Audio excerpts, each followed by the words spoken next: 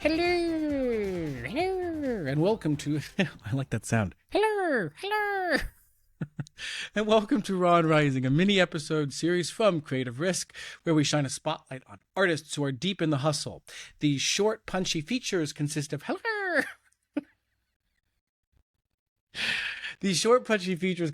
unfiltered conversations with artist entrepreneurs making bold moves in their careers. Okay, I'll stop.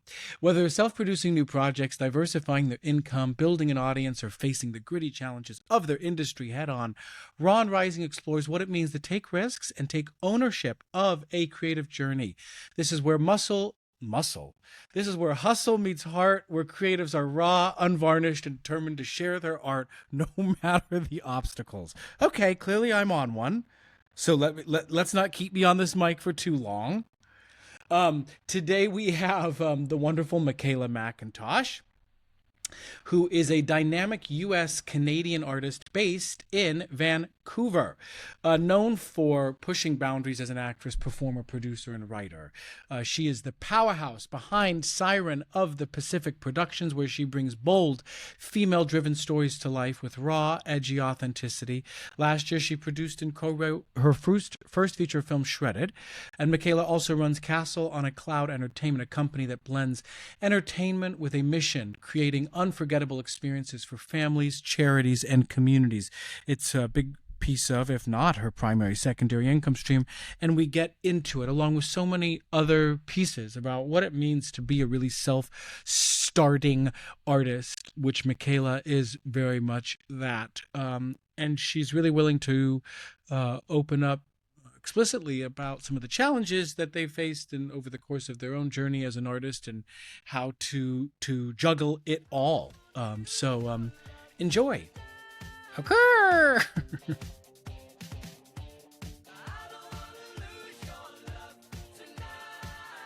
Because between 11:30 and 1:30, this is literally what happens. Okay, literally, it never stops. So, I'm gonna jump right in, and I've been talking to so many multi-hyphenates recently. And I deep sigh because I've always been a multi-hyphenate. I've always valued multi-hyphenatism, but also I have years previous, really kind of bemoaned the idea of artists sort of leaning too much into that I'm an actor, writer, dog walker, singer, producer, etc., because I think it could work against. However, I think the world's changing, so now we're sort of seeing the death of specialization. And you are, in fact, a producer, an actor, a writer. You have founded not one but two creative companies, which I want to talk a little bit about. So what thread ties all of that together for you? I think it was an accidental discovery, honestly. Like, my first company kind of came about just because I did a child's birthday party and everyone asked for business cards. And when I got into university, I feel like I was one of those that at first things were definitely not handed to me. Like, I was very lucky to go in as a dancer and always know I was going to be cast in a show because I was a dancer. But at the same time, like, trying to get experience as a lead or anything else was difficult. So I remember, like, one summer I wasn't cast in anything. So I just went home and I produced a concert. And I didn't, like, realize I was producing a concert at the time. I was just like an 18-year-old that was like, oh, I'm going to get all my friends together that are talented and we're going to put this thing together and talk to the theater and do this and do that. And I never actually put together what I was doing until I went to go do a producing program for film. And I was like explaining all these things I had done. And they were like, well, that is what producing is. Like, these are the same skill. So I don't know. I don't know what my through line is sometimes, other than I think there's this combination of sometimes things are calling to you and you just have to take the opportunity as it comes. and maybe not know in the moment like where it's going to lead or what skill set it's going to teach you or who you're going to meet that might have some crazy connection down the road. But no matter, I don't regret anything I've done because it's always made me better at the next thing I'm going to do. And it's always tied together. And I think it gave me a lot of responsibility at a young age that I think really helped me like go to university and like go to New York as like a grounded whole human being, not just someone who hoped that like someone would give me an opportunity. It took a while to, I think, to like realize that. Like I'm like, now I'm, now I'm a little older and I see all those things coming together. But I think I used to look at things a specific way that, oh, it has to look like this one trajectory or it's wrong. And then now actually when I've gone to look back at my life, it's just crazy how things have intersected. And it's really just come from like asking my gut, is this something I want to do? And if my gut says yes, like I've never regretted it. I really relate to that. I once wrote a blog post years and years ago that was called "Producer First," and the whole conceit was, that we as artists, whatever role we're in, are producing our careers. So to your point Yeah. about the multiple skill sets and what you're doing, that's kind of baked into that idea. Somewhat along those lines, for me, and Mike and I talk a lot about this, about obviously everybody's values are going to be different. And for me, autonomy over my time is Yeah. a big one. Yeah. And that includes, of course, considerations for secondary income, which is going to be a personal value add or not, one way or the other, of course. So I want to talk about Castle on a Cloud Entertainment. How you tell us what it is. You were kind of briefly saying where it started, but go a little further there. And how does it support your larger creative work in life? Yeah. So Castle and Cloud Entertainment is a children's entertainment company. We started in birthday parties because I was 16. And it was like a total accident how I did the first birthday party. I just loved sewing with my grandma. I loved doing wigs. I loved princesses and so I did this little girl's birthday and I just couldn't believe and this was before, like, this was 14 years ago, before princess party companies were like a thing. So we also, I think, started at a time that it was so niche and it was so different and it was so new. But what that lent itself to is I was able to make so many community partners and connections that now, being able to say that we've existed for 14 years, we've just been able to do things that no one else would ever be able to do. And it's evolved into so much more than that. Like, birthday parties now are a tiny fraction of it. We do way more corporate events, concerts, shows. Like, we evolved to have a tribute band. We've just added dinosaurs and we're creating an original dinosaur show, which I've talked a lot with Mike about, and how we can also we want to really land into a space that we own our own IP now. We're not just cultural interpretations of characters, but we're actually creating our own IP and stories and characters to share. Wow, I fun. think a huge part of what shaped the company for me, like a twofold of,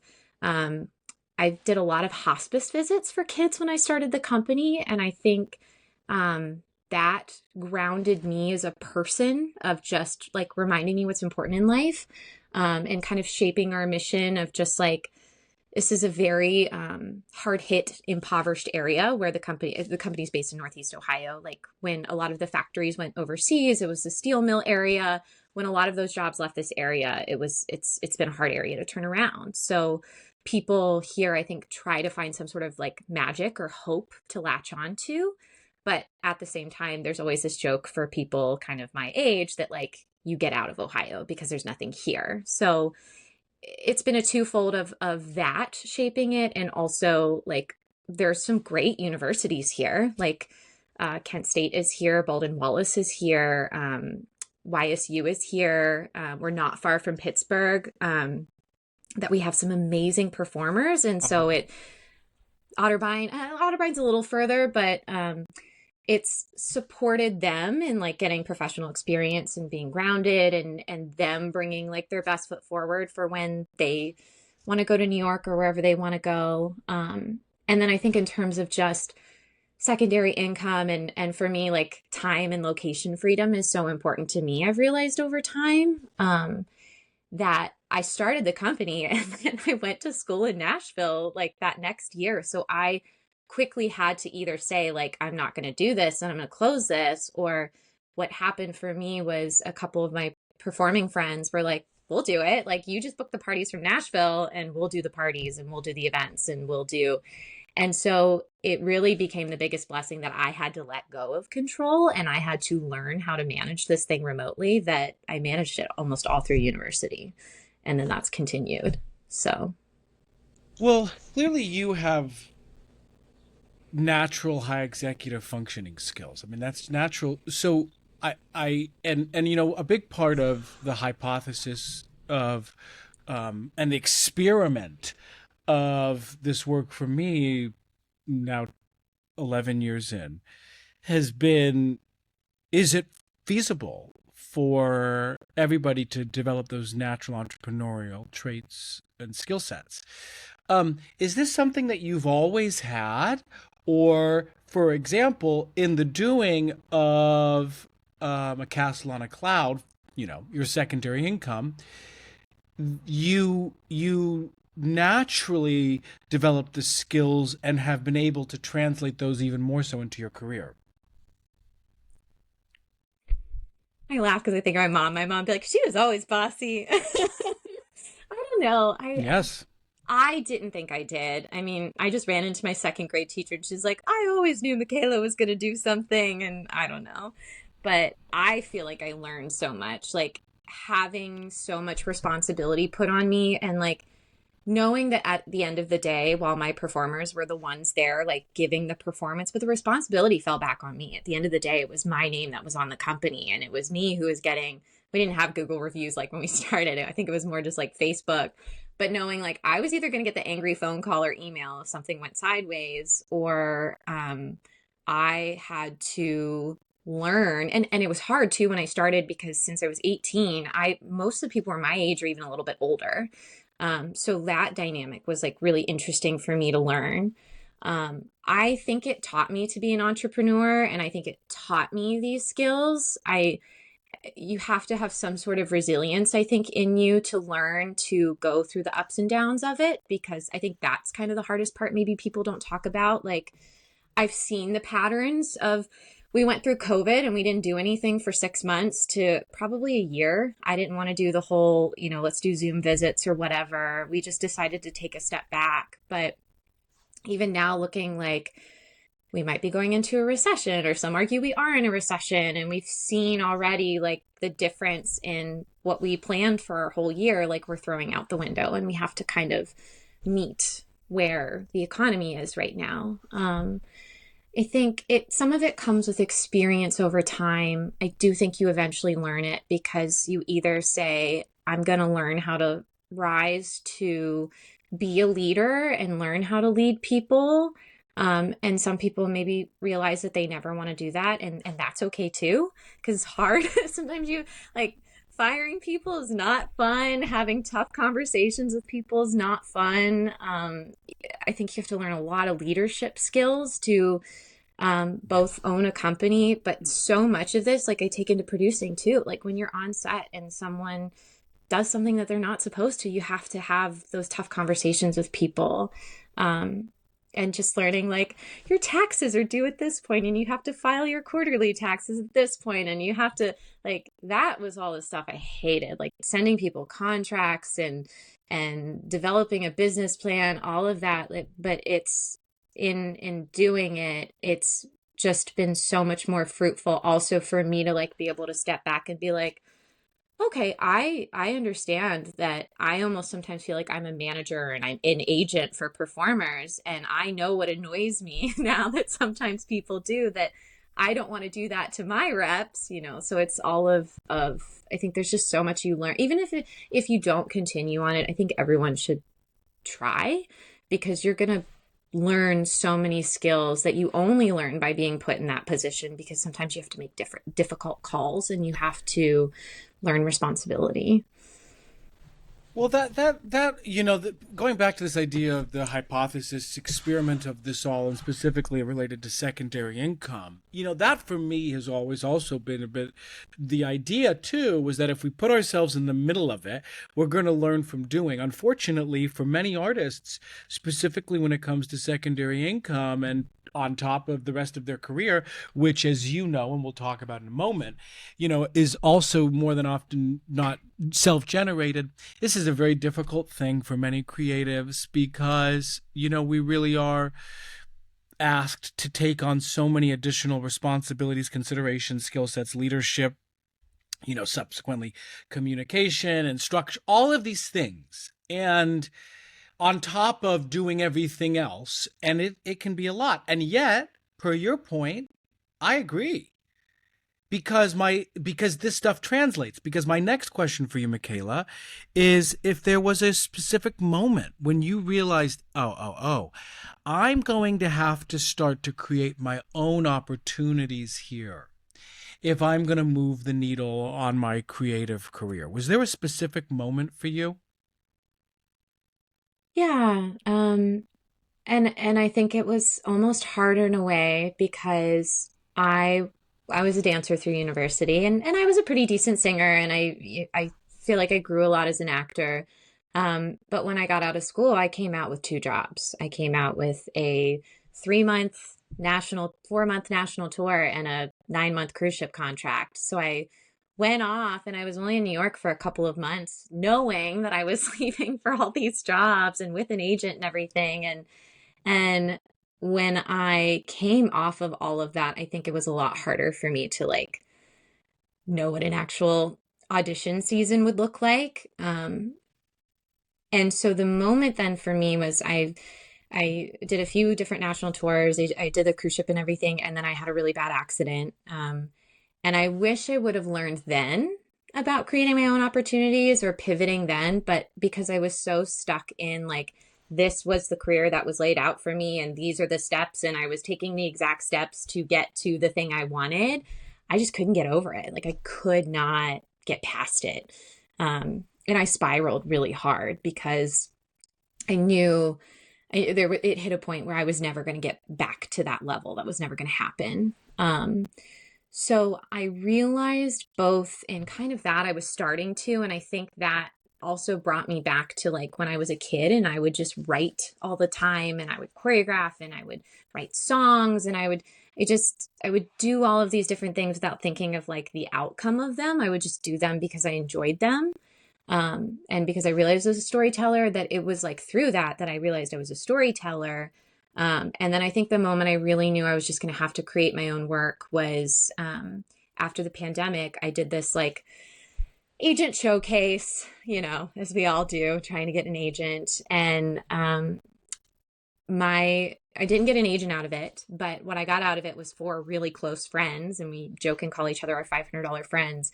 And about 6 months after that, I had an acting coach actually who was like, I had written a scene and he was like, you should film this. I was like, what do you mean I should film this? And he's like, well, you should just go film this and then send it to casting. It's perfect for X, Y, and Z show. So I filmed it and brought my friends into it and everything. And then that was when I realized, just both through that experience, and I hadn't felt a high like that in such a long time, of just like being on set and producing something and putting together something that I've created, and also like other things that led to, I just realized like, okay, I could do 100 auditions and maybe book one, or I can keep getting headshots and keep, taking casting director workshops. But it was when I said, okay, if I take a step back and take all the money I would have put into casting director workshops and I just use that instead to produce something, that ended up doing more for me than anything else. And I think that was where it all locked together. Well, and so you produced your very first short film, which led to your first feature film lead. So talk us through how that came about. Yeah. So one of my friends that I cast in the film, her name's Kat.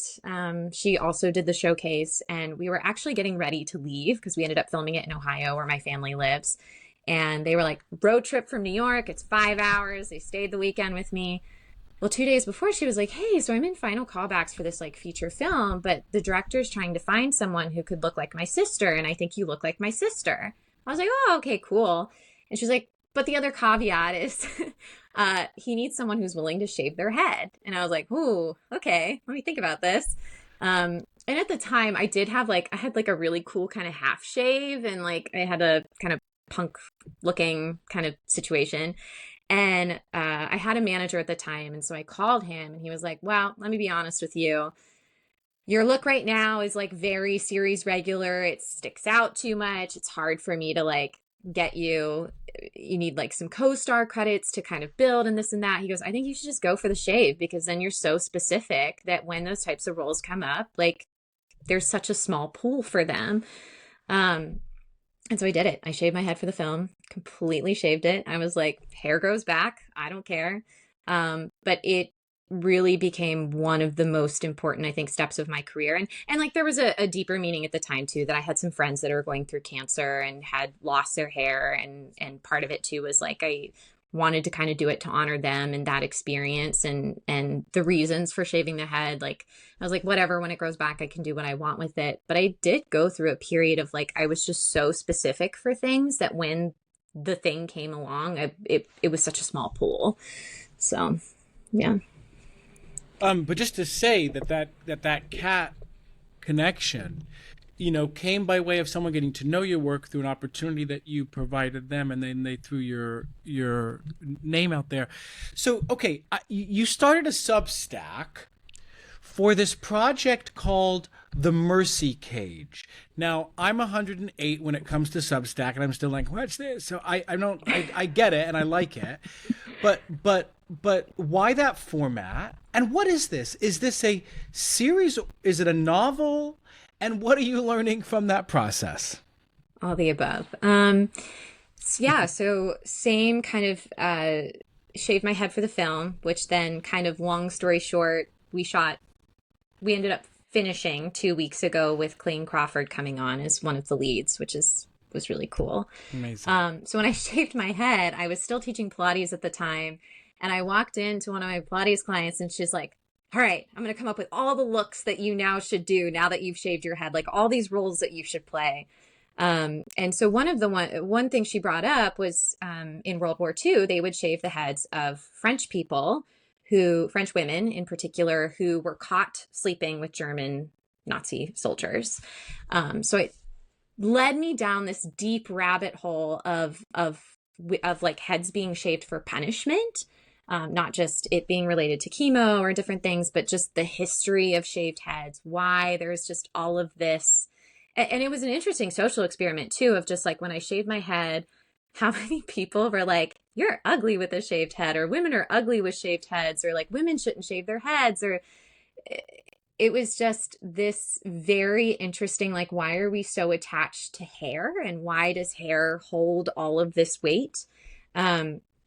And I ended up stumbling upon these stories of there was this mansion in Inwood Hill in New York City, and it was known for being this Reformation house that was run by the Episcopal nuns, and it was a kind of an undercover laundry operation to reform women.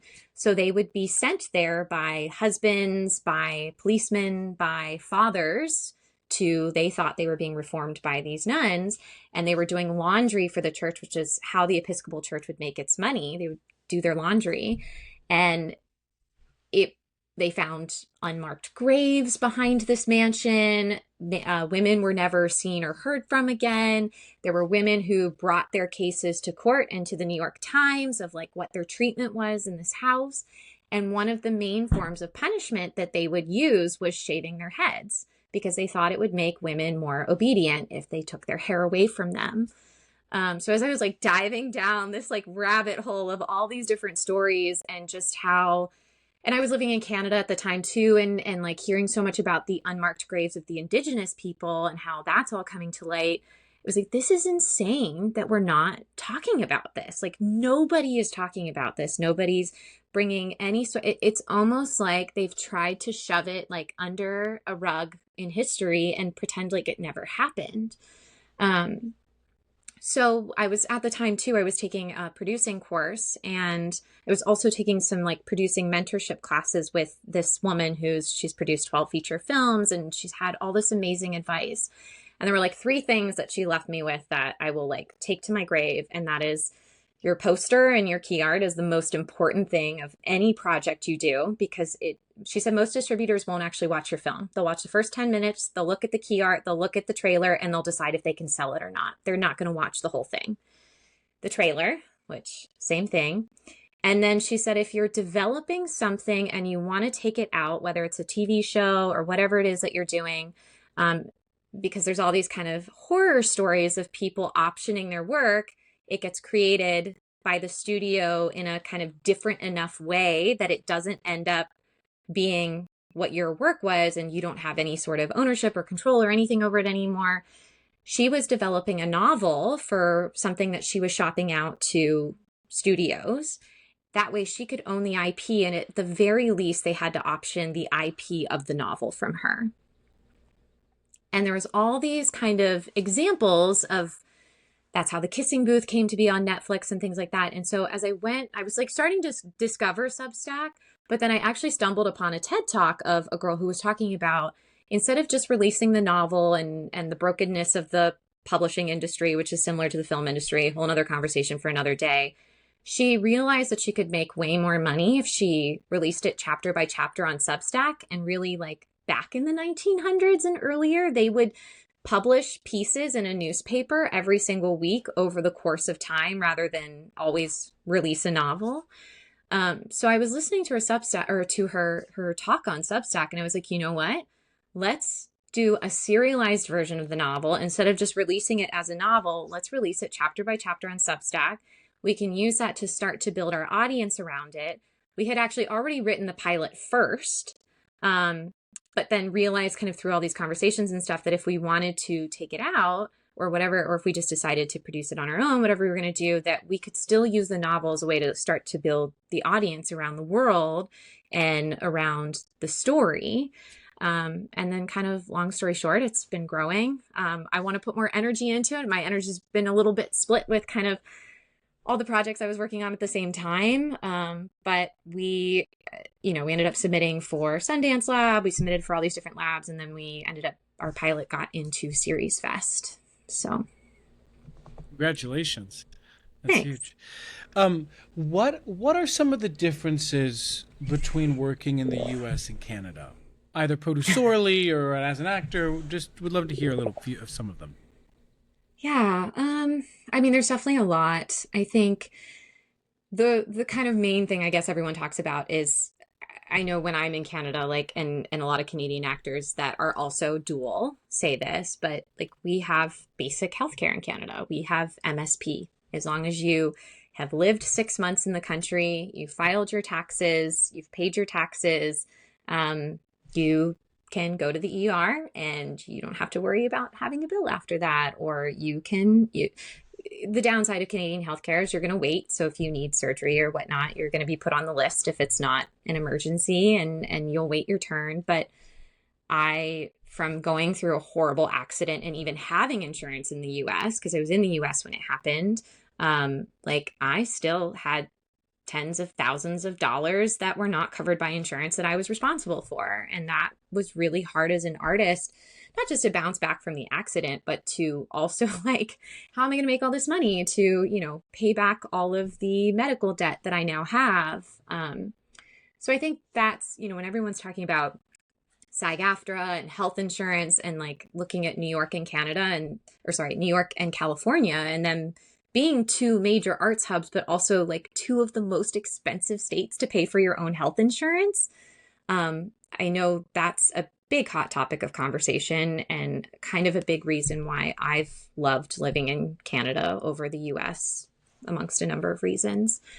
Some other big differences in Canada, there's There's much more of an emphasis on your ability to self-tape over your reel. They don't seem to care as much about your reel, which I've found really interesting.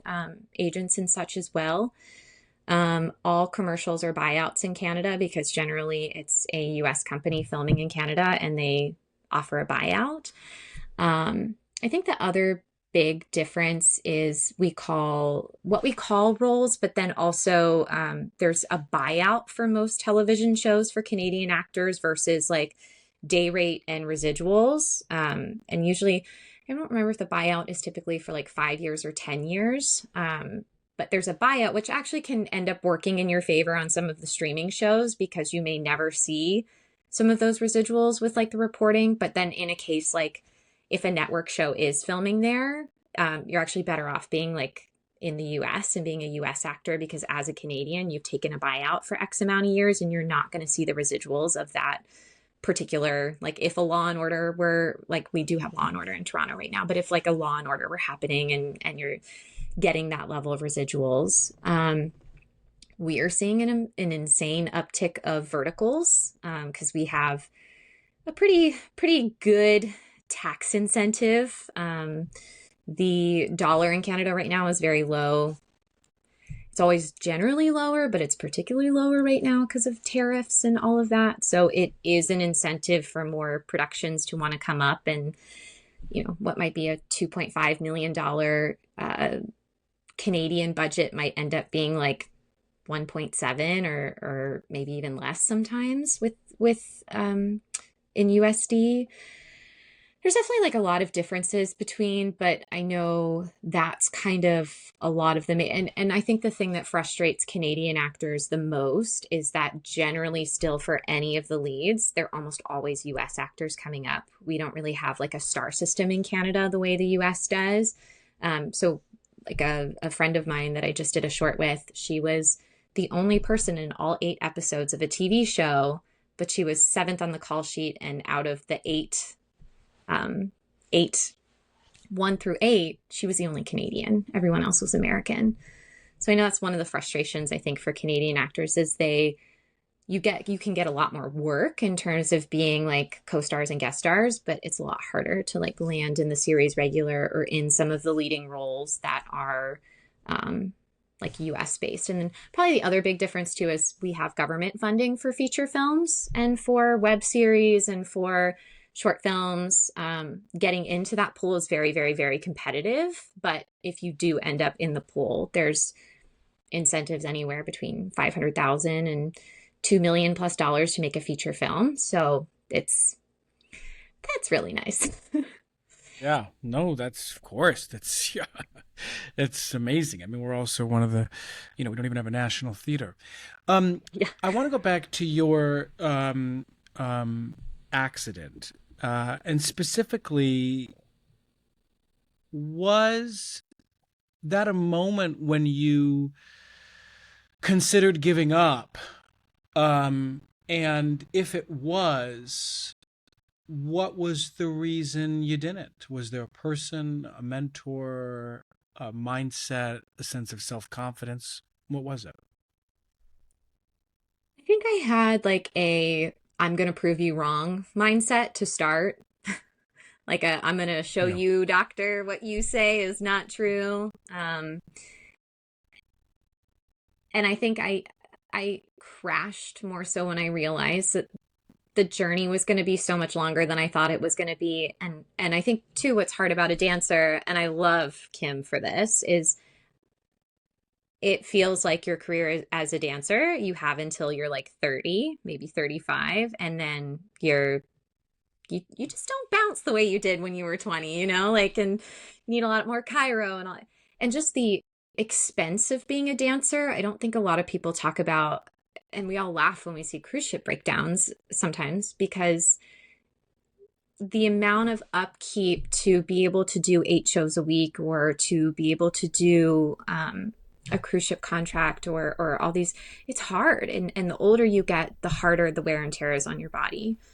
So I think I had a false sense of optimism of like, I'm going to prove you wrong. And then I realized just how hard it was going to be. And I did spiral really hard. And I moved to Ohio and I spiraled into an eating disorder and just was, it was like, I have to find something else to do with my life. Like, this is not going to be an option anymore. And I tried teaching in a school. I danced. I tried a couple other things, or I tried some other things. And I just was like, I can't shake that. I feel like I have to be creating. And it took a while, I think, for me to kind of find my path back. And I definitely had people that inspired me. Um, but I think that's part of why when I finally did end up writing my feature film, I was like, I have to make this, because I felt like at the time I would look around and nobody was like talking about what it was like to be in the thick of something that's like totally changed your life, and that your life is never going to be the same from that moment on, and how to, what that looks like and how to move through it and how to kind of find yourself on the other side. One of the blessings, I guess, of that time was that the pandemic came like a year and a half after. So actually finally being removed and having to be removed from even like having it as an option to go back to live performing for a while, was like really good for me to figure out who I was, and like who I was outside of performing, and who I was outside of like what I was doing, and just like who Makayla was as a person. And I got a dog, and like I had a lot of time with my partner and family, and kind of having all of that, that when things started to open back up, and when I did move back to New York for a time, I just came at it with this totally new approach of like, I'm not the person I'm not the person I was before this happened. And I'm not going to keep trying to be the person I was before this happened. I'm going to take this with me into a new chapter. And it took a really long time to get there. But I think now too, I just appreciate so much more. And you know, it's been like really randomly, like I had mentors in person of people who've pivoted and done other things. But then I think when it hit me, when Billie Eilish's career actually for music came out of a dance accident, and she's like we know Billie Eilish is like one of the most incredible singers and musicians and like heart-wrenching.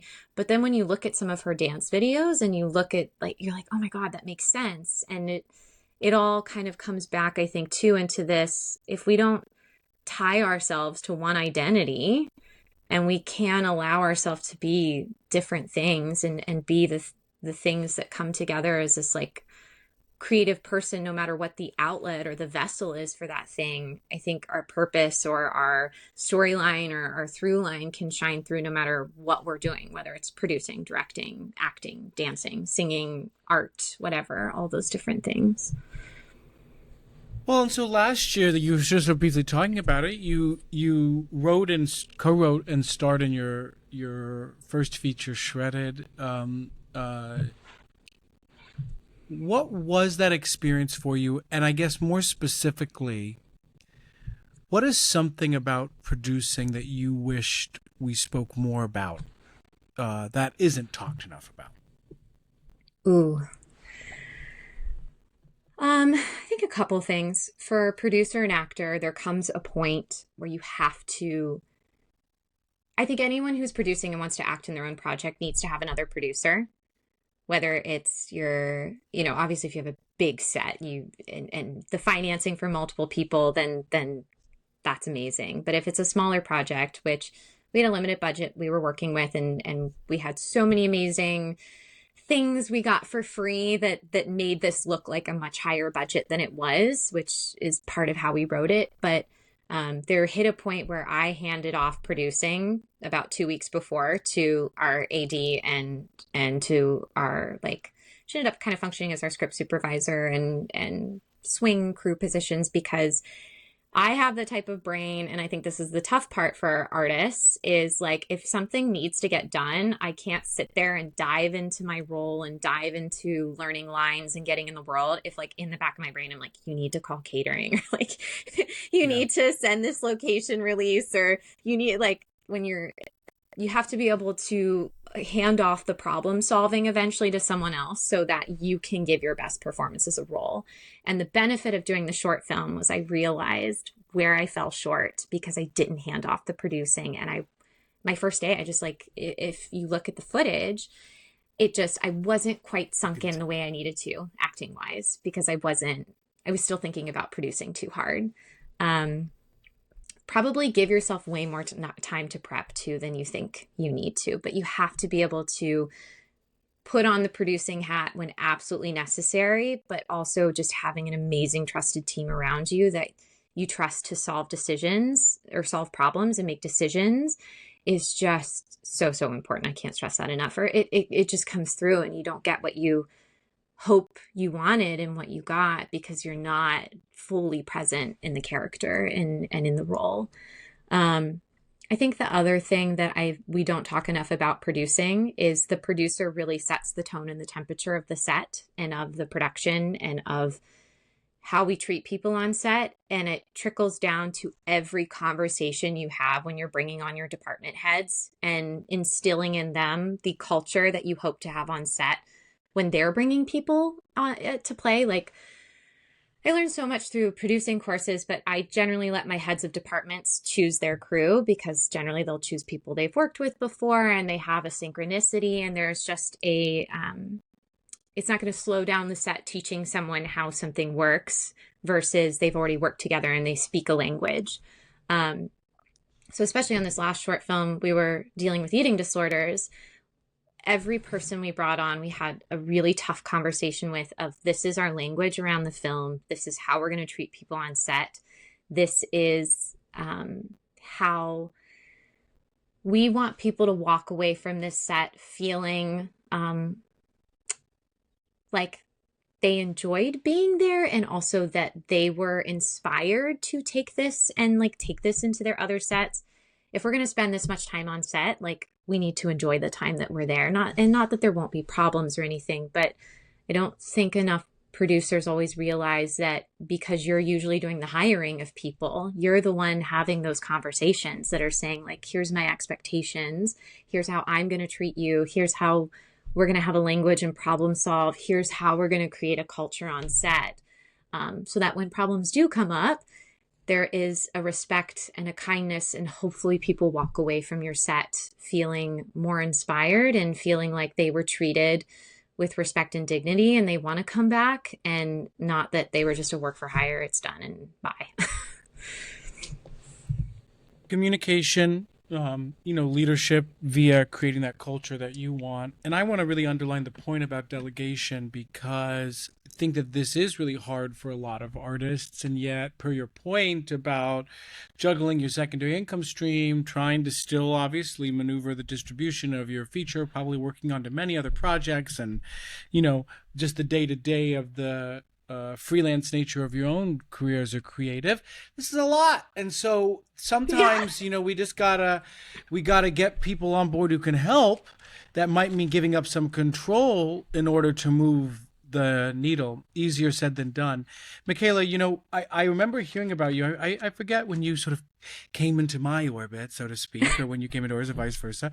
But I do remember my understanding of you from the beginning was that you were quote unquote different. And what I mean by that is just that per everything we're talking about, that there is an innate something in you that allows for self-motivation and discipline and a curiosity, willingness to learn, willingness to self-start. And I don't think you can sell that. I think you are, by way of turning it into interesting art and businesses that people want to partake in, but that inner ability to navigate the world as you have, I think is wholly unique. So thank you so much for sharing so much of your perspective. It's more valuable than you may realize. Thanks for having me. What you and Mike have created has been incredible, because I think Mike looked at everything and was like, all right, let's make this manageable and make sense. And it really, I felt like I was floundering so much and just trying to like juggle it all. And there's just so many, just even having the calendar and redoing the calendar too, in a way that was like, what am I in control of, instead of putting my fate into the hands of other people? Like, how can I design this in a way, but just like having the week and having the month and Like that just changed my life more than you'll ever know. Yes. And the maker manager days, like all of, because you're right, it's so hard. You know, sometimes you're getting bombarded with emails and text messages, and there's times that and Mike and I have talked about this, like when you're on set for a feature film and you're exhausted, I don't have time to run my children's entertainment company. So it's so much of it is like, who do you trust and you have in your corner? And it's been so helpful. And like, okay, we know this thing is happening in X amount of months. Like, how do we set this up? So, because there's no possible way that I'm running an entertainment company while also producing a feature film while being here. And it's made it possible to be able to explore and balance these different things and have them in different phases and juggle them. And two, just evolving with, you know, it's so funny. I made the feature film and it was perfect as a feature. That's what it should have been. But now I'm looking at things like, and Mike and I talk about this, like Mark Duplass making his own series, like, is really that the better move? Or verticals, like where are we meeting our audience? How is the industry shifting? And so you guys just always kind of having this perspective of autonomy and you have to be a multi-hyphenate at this point. You can't just be an actor. And even if it's something totally unrelated to the industry, I think you have to embrace and absorb that things have really changed.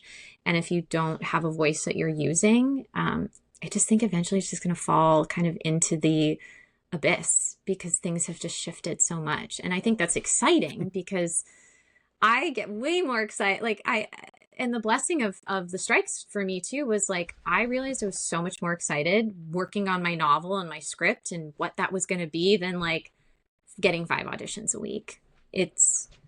I think when you have something that you're so excited and passionate about and like gets you out of bed in the morning and you have this story that like you feel like you have to share, like it has to come from you. Maybe that's what people are missing sometimes. I don't know, but I think in a big way.